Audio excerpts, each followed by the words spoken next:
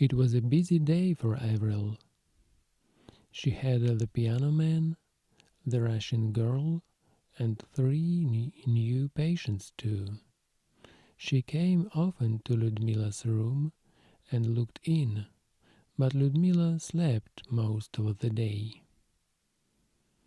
In the afternoon, Avril looked in again. Ludmila was not in her bed. Avril went in quickly. Ludmila was by the window with her mobile phone.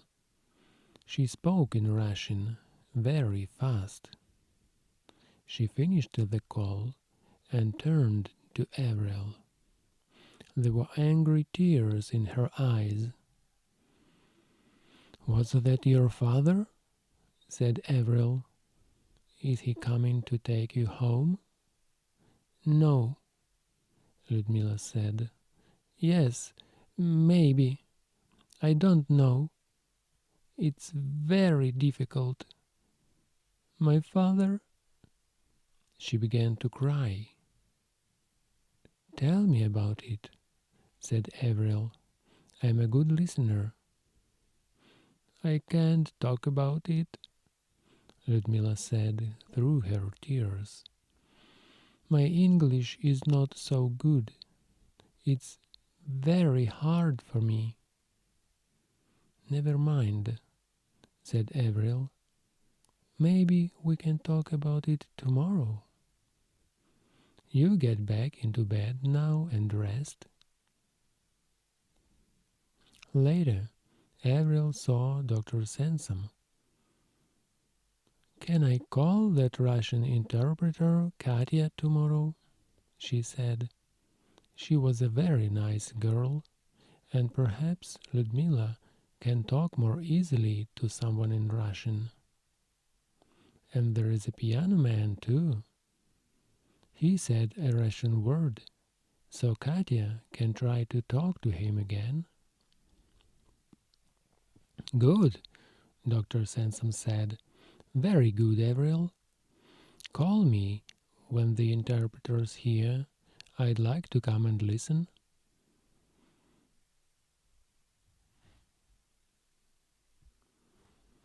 Chapter 6. The Song. Music hurts me, but I cannot stop playing. When I play, I think about her all the time. When I am not playing, I still think about her. Where is she now? Is she making music? Is she sleeping? Is she thinking about me?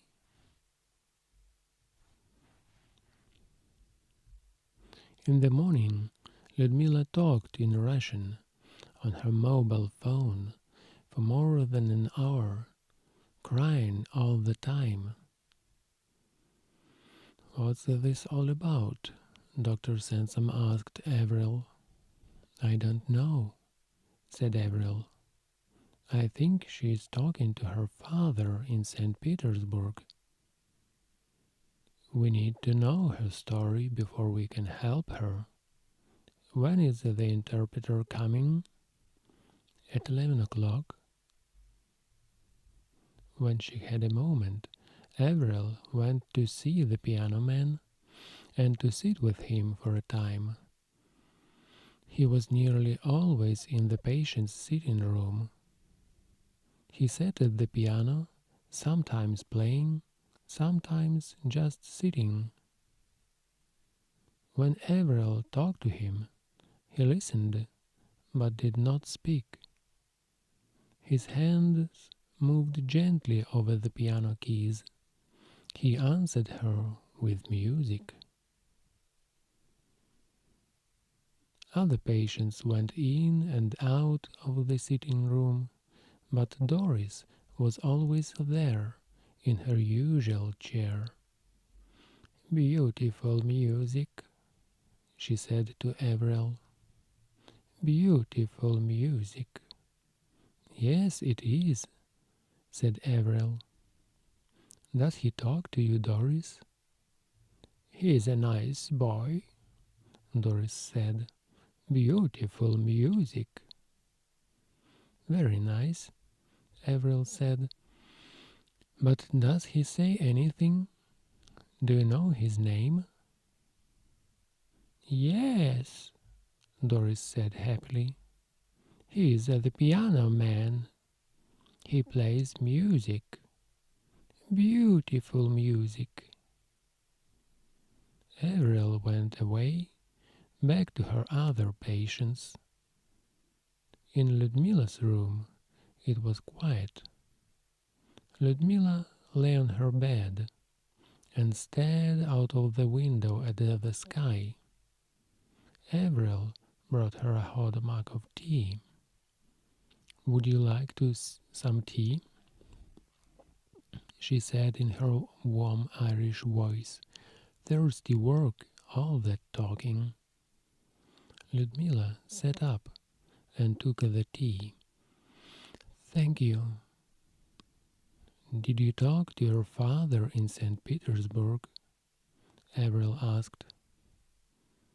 Behind her, the door of the room was open, and sounds from the hospital came in. Suddenly, Ludmila turned her head, and some of the hot tea went over the bed. "Hey, be careful," said Avril. But Ludmila did not hear her. She sat very still. "What's that?" she whispered. "What's what?" Avril asked. That music," Ludmila said. "Where is it coming from?" "It's a patient. He's playing the piano in the sitting room," Avril said. "I think he's—" "Shh! Listen," Ludmila whispered. She put her hand on Avril's arm. "Listen." A second later, she was out of the bed and running. She ran out of her room, past the other rooms, and along to the patient's sitting room at the end. Avril ran after her. "Wait!" she called. At the sitting room door, Ludmila stopped.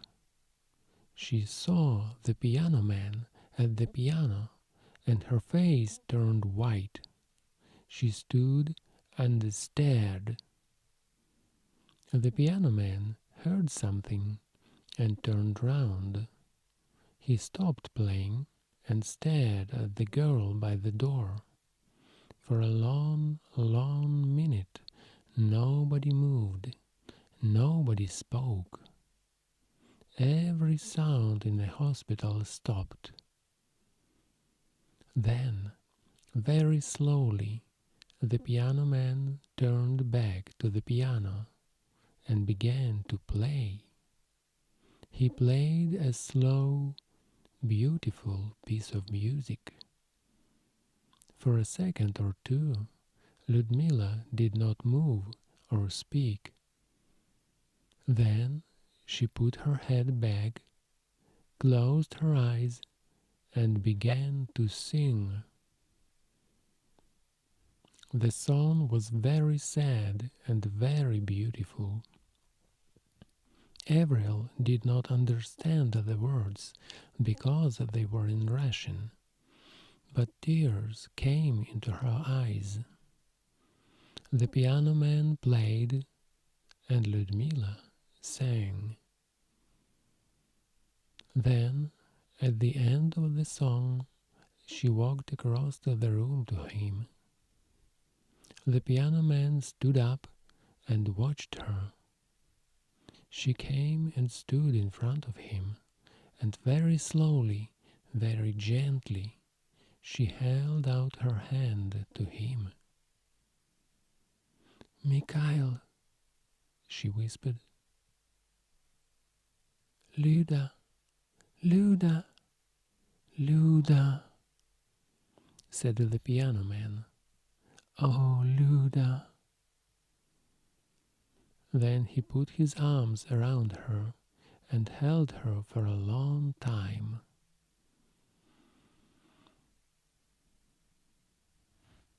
Chapter 7. A Russian Love Story. How strange life is! 1 minute it is dark, without hope, and the next minute there is wonderful light, and everything can begin again. I am afraid of nothing now. Now that I hold Lida in my arms once more.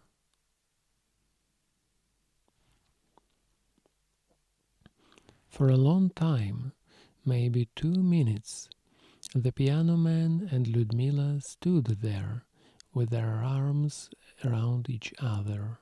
Then they began to talk. They spoke in Russian, very fast, and they didn't stop.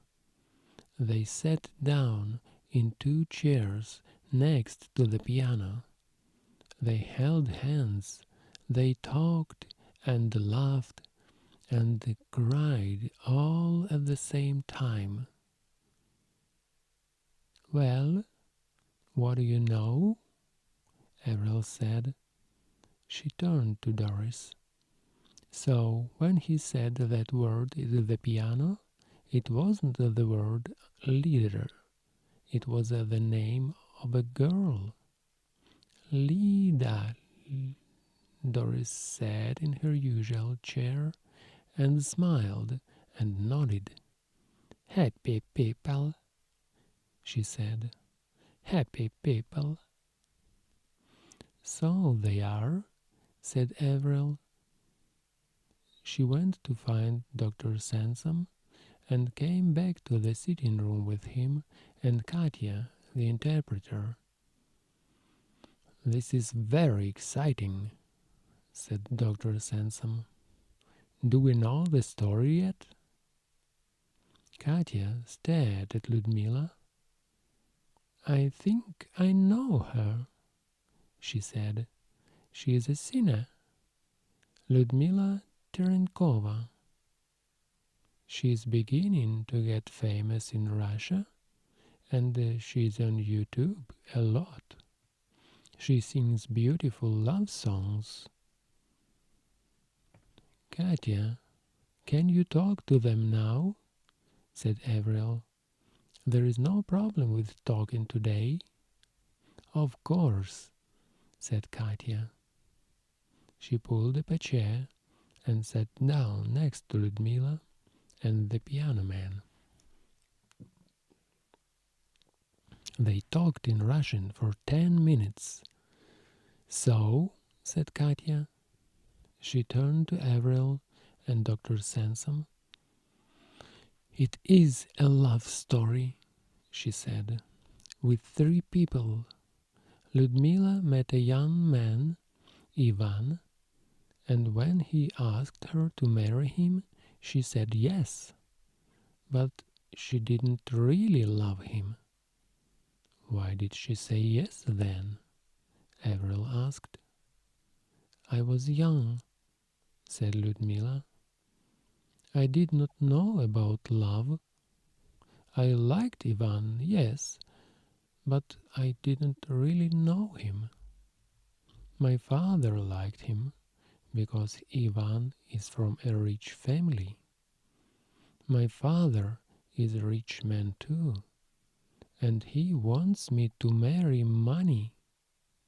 Money is more important than love, he says." The piano man said something to Ludmila in Russian, and she laughed. "So, why were you on Ivan's boat?" Avril asked. "For a holiday," Ludmila said. "I didn't want to go because when Mikhail and I began to work together, everything changed." She smiled. "Now I know everything about love." She held the piano man's hand and said something to him in Russian.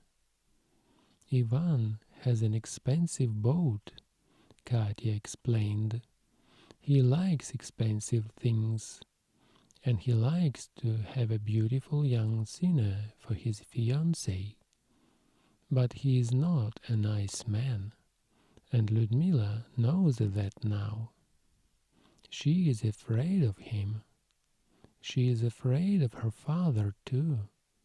Mikhail, you see, is from a very poor family, and Ludmila's father is not going to like that. So these two young people, very much in love, just wait for an answer to their problem." "So how did Mikhail arrive on a beach?" asked Avril. "Mikhail is a very good pianist," said Katya, "and a very good accompanist for Ludmila. He plays the piano when she sings.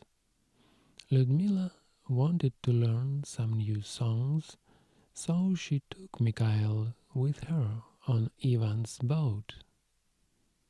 "It's a very big boat then, isn't it?" Avril asked. "It has a piano on it?" "Oh, yes. These are very rich people." "I see. But what did Ivan think about that?" Avril looked at Ludmila and Mikhail holding hands. "I am a singer," Ludmila said, "and of course I need my accompanist to help me learn new songs. So Mikhail comes with me everywhere, of course." "So what happened?" Avril asked. "This happened," said Ludmila. She turned to Mikhail, put her arms around him, and gave him a long, loving kiss. Then she looked at Avril again. We were at the back of the boat, but Ivan saw us. He was angry, very, very angry. He hit Mikhail on the head with a bottle, and Mikhail fell into the sea. Ludmila stopped. There were tears in her eyes. Mikhail put his arm around her. "It was so terrible," Ludmila said. "Ivan did not stop the boat.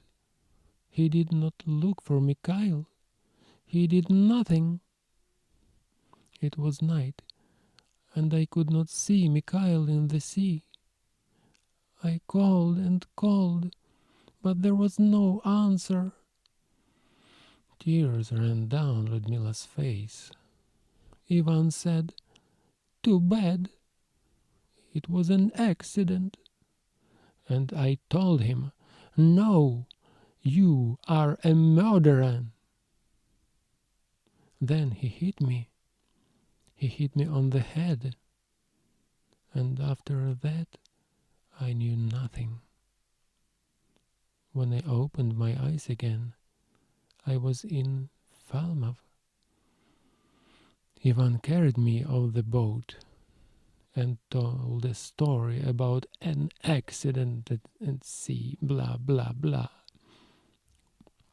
And then he ran away, back to his boat, back to Russia. I never want to see him again. Mikhail put his hand on Ludmila's hair and looked into her eyes.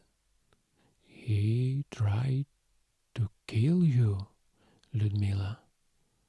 So I kill him with these." He held up his hands. "I killed him with my 2 hands." Ludmila quickly took Mikhail's hand on her. "No, Mikhail, no, no, no. We must forget Ivan now. That is finished, done, behind us.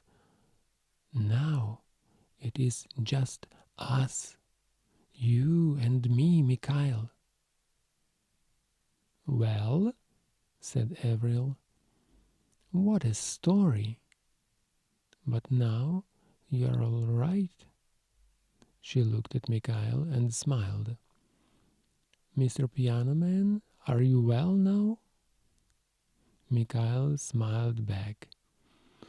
Yes, he said.